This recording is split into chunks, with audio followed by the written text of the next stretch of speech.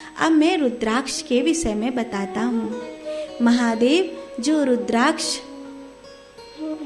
रुद्र माने शिव, आक्ष माने आंसू, शिव की आंख के आंसू से जो वृक्ष धरती पर पैदा हुआ है उसे रुद्राक्ष कहते हैं। रुद्राक्ष सबसे पवित्रतम बीज कहा जाता है, सबसे पवित्रतम फल माना जाता है। ऐसे औषधीय तत्व के रूप में भी सबसे पवित्रतम माना जाता है। रुद्राक्ष 1 मुखी से लेकर 21 मुखी तक प्राप्त होते हैं। जिनकी सूर्य राशि प्रबल हो उनको 1 मुखी रुद्राक्ष बहुत शुभ होता है। जिनकी चंद्र राशि प्रबल हो उनके लिए 2 मुखी रुद्राक्ष गौरी शंकर होता है, जो बहुत शुभ माना जाता है। जिनकी मंगल राशि प्रबल हो उनके लिए 3 मुखी रुद्राक्ष शुभ माना जाता है। जिनकी बुध राशि प्रबल हो उनके लिए 4 मुखी रुद्राक्ष शुभ माना जाता है। जिनकी गुरु राशि प्रबल हो उनके लिए 5 मुखी रुद्राक्ष बहुत शुभ माना जाता है। क्योंकि गुरु सबके लिए बराबर होते हैं, इसलिए 5 मुखी रुद्राक्ष को कोई भी कभी भी किसी भी राशि का व्यक्ति धारण कर सकता है, किसी भी उद्देश्य से धारण कर सकता है। जैसे अन्य रुद्राक्ष हैं उनके अलग अलग उद्देश्य हैं। 1 मुखी रुद्राक्ष विशेष रूप से धन और यश प्राप्ति के लिए पहना जाता है। 2 मुखी रुद्राक्ष दाम्पत्य सुख के लिए पहना जाता है। 3 मुखी रुद्राक्ष मंगली दोष को मिटाने के लिए पहना जाता है। 4 मुखी रुद्राक्ष विद्या को बढ़ाने के लिए पहना जाता है। 5 मुखी रुद्राक्ष गुरु की शक्ति है, वो से हर कोई पहन सकते हैं। 6 मुखी रुद्राक्ष जो होता है वो शनि के लिए मान्य होता है, 7 मुखी शुक्र के लिए, 8 मुखी राहु के लिए, 9 मुखी केतु के लिए, 10 मुखी भगवान नारायण के लिए। जिनको नसों का रोग होता है उनको 6 मुखी रुद्राक्ष, जिनको कला के क्षेत्र में आगे बढ़ना हो उनको 7 मुखी रुद्राक्ष, जिनको अपने जीवन में राजनीतिक करियर बनाना हो उनको 8 मुखी रुद्राक्ष, जिनकी वाणी प्रबल न होती हो उन लोगों के लिए 9 मुखी रुद्राक्ष, और जो मोक्ष के मार्गी हैं, त्याग के मार्गी हैं, वैराग्य के मार्गी हैं, उनके लिए 10 मुखी रुद्राक्ष उपयोगी होता है। इस प्रकार नंदिकेश्वर कहते हैं रुद्राक्ष की बहुत महिमा है। रुद्राक्ष की महिमा सुनाकर उन्होंने कहा, अब मैं तुम्हें वह कथा सुनाता हूँ कि महादेव की जटाओं में गंगा क्यों रहती है।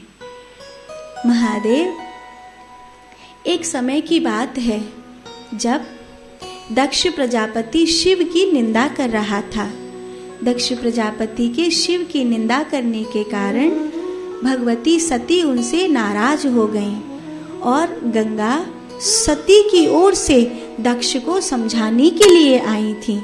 चूंकि गंगा उनकी अतिथि हैं, सती की मित्रता के कारण उनको समझाने के लिए अपनी मित्र की ओर से वो आई हैं, मित्र के पिता को समझाने के लिए। लेकिन समझना तो दूर की बात रही, दक्ष प्रजापति ने गंगा को श्राप दे दिया।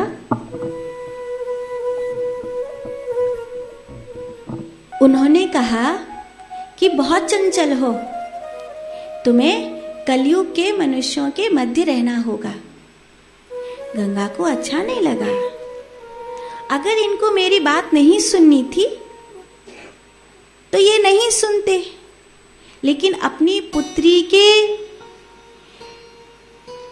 लिए अगर कोई कहने के लिए आई है तो वो भी पुत्री के समान है।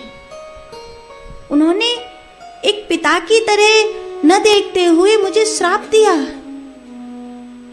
गंगा ने दक्ष प्रजापति से कहा, कोई तुम्हें क्षमा कर भी दे, मैं तुम्हें कभी क्षमा नहीं करूंगी।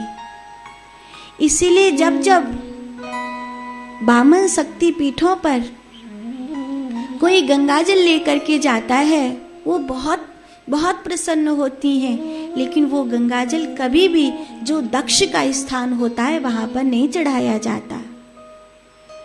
चाहे वो देवी मसानी के रूप में हो, जैसे केदारनाथ की देवी मसानी के रूप में विराजती हैं, वहां भी भैरव हैं, दक्ष का स्थान है। गंगा नीचे बह रही है, तथापि गंगा कभी दक्ष के स्थान पर गंगाजल नहीं डाला जाता, क्योंकि गंगा जी ने उनको क्षमा नहीं किया। मुझे कलयुग के लोगों के बीच में रहना होगा, पर मैं महादेव की होकर के रहूंगी। शिव, चूंकि वो शिव का ही पक्ष लेने आई थी, इसीलिए महादेव ने उनको अपनी जटाओं में स्वीकार किया। जो सत्य का पक्ष लेता है, जो धर्म का पक्ष लेता है, महादेव कहते हैं वो मेरे सिर माथे है। इसीलिए महादेव ने बाल चंद्रमा को अपने सिर माथे रखा, क्योंकि समुद्र मंथन में से निकले हुए अमृत की रक्षा चंद्रमा ने करी थी। इसीलिए महादेव ने कहा उसे मैं अपनी जटाओं में रखूंगा। जो सत्य के लिए, जो धर्म की रक्षा के लिए अपने पग आगे बढ़ाएगा, समाज को चाहिए कि ऐसे व्यक्ति को सिर माथे पर रखे, माने उसको बहुत सम्मान दे। जो कोई भी धर्म के लिए आगे बढ़े, आप और हम उसको सम्मान देते हैं, आप और हम उसको सिर पर बिठा लेते हैं, आप और हम उसके चरणों में झुक जाते हैं। उसकी उम्र भी नहीं देखते, उसकी जाति भी नहीं देखते, उसका रूप भी नहीं देखते, क्योंकि वो धर्म की रक्षा के लिए आगे बढ़ रहा है, इसीलिए उसको सिर माथे पर उठा लेते हैं।